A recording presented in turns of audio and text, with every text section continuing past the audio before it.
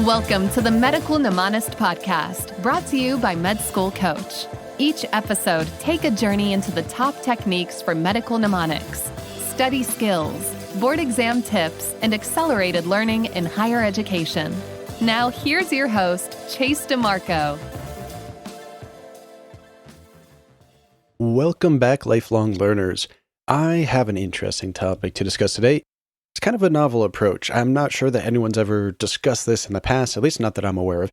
Definitely not one of the more evidence-based approaches that we usually talk about, but it does combine a few different things that are either evidence-based or that I've personally had experiences with, and I thought it might be interesting to discuss them with you.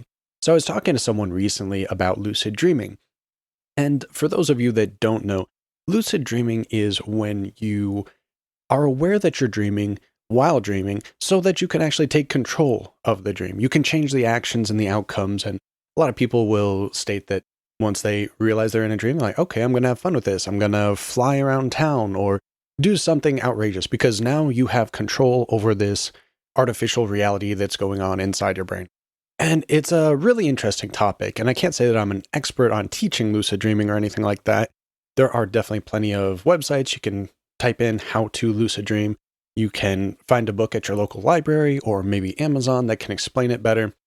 But basically, I was thinking, what if we utilize this dream time and this skill that seemingly anyone can develop, even though it seems really weird, not a lot of people talk about it.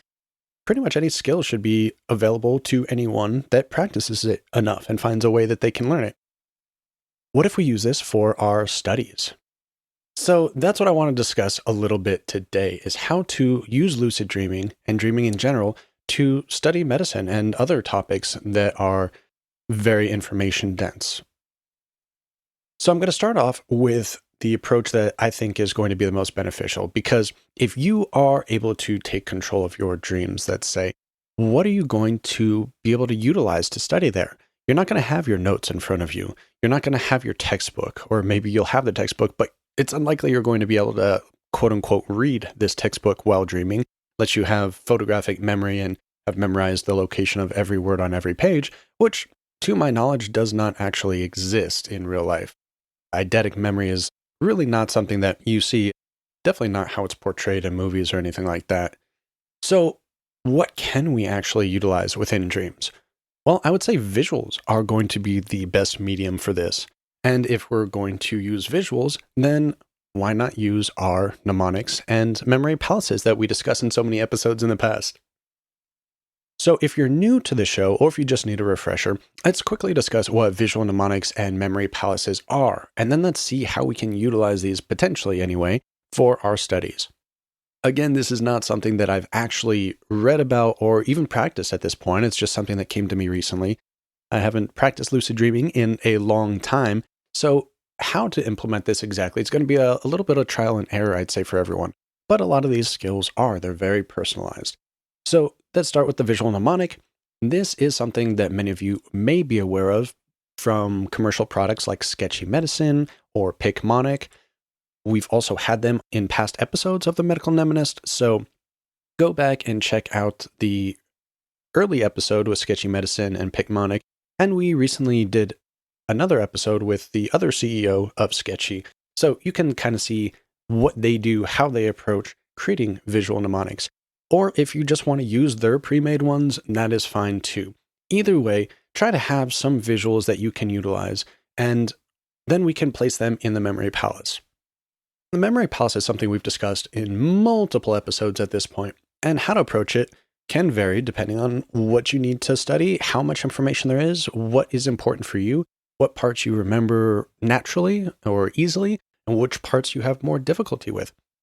It's going to be a very personalized approach, so do check out past episodes to see how to really approach making your own memory palace. We're not going to go into great detail here, but we definitely have dozens of episodes that discuss this from trainers, from memory champions, and from medical practitioners themselves. And the basic concept is a memory palace is any kind of location that you can visualize. Most people start with like their house or a friend or family member's house. You can use public locations, schools, libraries, hospitals, the local eatery or gas station you frequent, whatever it might be. Making a list of these can be very useful later on, and then you can start creating the visual mnemonics and placing them in these memory palaces. Terminology we use a lot is that there are macro stations within the memory palace, so that would be like your rooms in a house, your bedroom, kitchen, living room. Then we have the micro stations, which are in the macro stations, and that would typically be furniture, light switches, doors, windows. These are locations that you can place your mnemonic on, place your visual imagery on for later recall.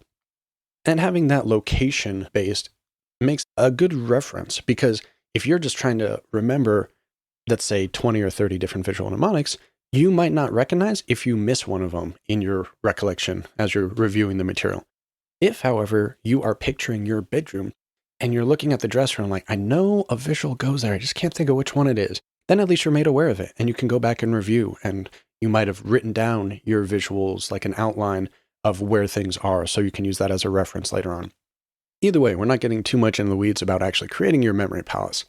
But let's say we had many memory palaces as well.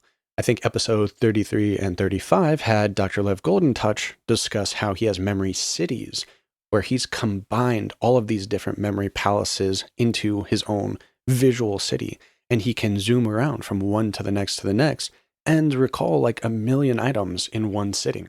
I definitely haven't reached that skill level, and I don't think it's necessary that we all do in order to pass our exams and study and be lifelong learners. But any little bits and skills that we can develop are going to be helpful, and we can pass them on to the next generation, which can start earlier than we probably did and develop them more fully. I want you to picture utilizing these memory palace skills while lucid dreaming. So that, say you become aware that you're dreaming, and now you can utilize this time within your dream to go through your memory palace. Maybe you're just recalling it, maybe you're actually walking through it in your dream. And you can use this as one of your space repetitions, basically. Now, I'm not saying this is going to be the only studying you'll do, but a lot of students do complain that, especially when they're starting off or they're not that skilled at this process, and it happens to me as well, that it can take a long time to create certain visuals. Some are easier to create, others are hard to find this abstract representation, this caricature, this object to represent something in medical terminology. But let's say if you were able to develop this skill, you could maybe potentially spend a lot of your waking hours creating the visual mnemonics and placing them in memory palaces, and then you could actually review them at night while you're dreaming. Wouldn't that be cool? So there are definitely some possibilities here, and how far it goes, I don't know. I'm not going to claim that this is going to be more effective than whatever study strategy you're using currently, but it's definitely a creative way to implement new study techniques. And sometimes we just need to get past the monotony. Sometimes we need to try something fun, creative. Maybe we're just more artistic than some of the other classmates, and the normal rote memorization and writing down notes isn't working for us. And generally speaking, that doesn't actually work for anyone according to the research out there. So let's try some more creative avenues. If you have the time to develop lucid dreaming and or visual mnemonic and memory palace skills, especially earlier on, if you're pre-med or even earlier, you probably have a huge advantage in this. You'll actually have the time to do so. Whereas if you're in medical school, you might just be trying to keep your head floating and keep your head above water, and might not want to dedicate too much time to developing these new skills that are a bit novel and a bit unique, and probably something you haven't really heard too much about in the past. And if any of you have experience in doing something like this, then please do let me know. I would love to hear your stories and maybe even bring them up on a future episode. And I want to just go into a little bit here about lucid dreaming because, again, I'm not an expert on this. I studied it many, many years ago. I was able to do it for a short period of time, and then I stopped practicing and it kind of faded away, like most skills do. If you read a lot of the material out there, there are different techniques that people implement for beginning your lucid dreaming trials. And for me, the ones I initially read about didn't work at all for me. I had to find my own. And that might be something that you have to run into as well. If you remember the movie Inception, you'll notice that he's constantly spinning this top. And the point of that, or having some sort of item like that, some people just constantly feel in their pocket and make sure an item's there in real life in their waking hours. And then if it's not there while sleeping, while in the dream, they know that they're dreaming. Or the top in Inception, you notice it never falls. And that's something that can really alert somebody that the dream is a dream, that the aspects of reality, of physics, are not playing a part there. That's why they kind of leave you on a cliffhanger there. Seems to maybe almost about to topple, but then it doesn't, so you don't know if he's actually in a dream or not in the end. There are other techniques where I've heard of people hitting doorways as they go through the frame of a door, and they get used to that feeling every time they go through a doorway. So if they go through a doorway in a dream, it's going to feel different, right? Because you're not actually physically hitting something. A lot of people claim that they can't feel anything, or at least they can't feel pain in a dream. I'm not sure how much that is based on fact or not, but it'll definitely be different. So that'll alert them, hey, my slapping my hand on this piece of wood or the door frame, whatever it is, feels different. I must be dreaming right now. So I personally would always journal when I'd wake up, and it let me know what I would dream about and know the topics that I was dreaming about. So I was more easily able to notice them while I was in the dream. These might sound all pretty far outlandish, but rest assured, you can do it. I've done it, and there are countless accounts of doing it. How to actually do a study on this, I have no idea, so there probably isn't much out there in the literature, I would assume. But you could practice this for your studies, and it could be an extremely fun, creative way to try something new, develop a new skill, and maybe even save time. Because if you could review your study materials several times while you slept, well, how much more time would you have during the day? So I want to leave you all with that. If this is interesting to you, please feel free to share your experiences if you try to go forward with this, or know anyone that does. I find it an extremely intriguing proposition, if nothing else. And I want to wish everyone happy holidays. I know Kwanzaa and Christmas is coming up, and I think Hanukkah recently passed. I'm not sure the date for Kwanzaa. All of the holidays, be safe. Wish the best for you, your friends, and family, and please do check in next week. Have you been thinking about one-on-one training and tutoring at a reasonable price?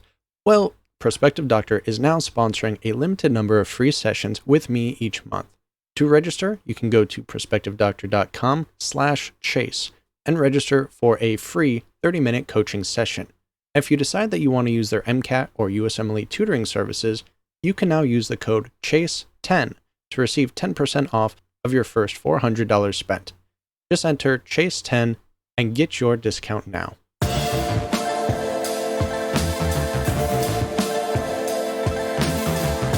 The Medical Mnemonist podcast is powered by Med School Coach. To access Med School Coach services, including USMLE tutoring and residency admissions advising, visit our website at medschoolcoach.com. Good luck as you prepare for your board exams, and we hope you tune in again next time.